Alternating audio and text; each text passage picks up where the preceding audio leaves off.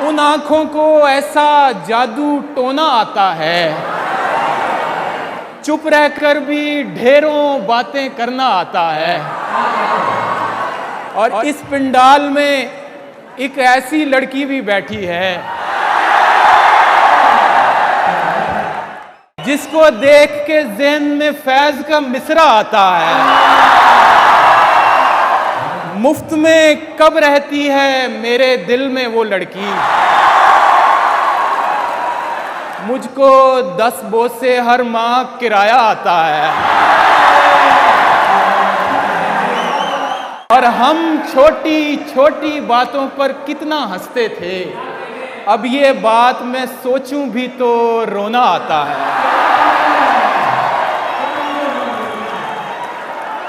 और वैसे सारा दिन रहती है इश्क गली वीरान, लेकिन शाम ढले एक गुमसुम लड़का आता है।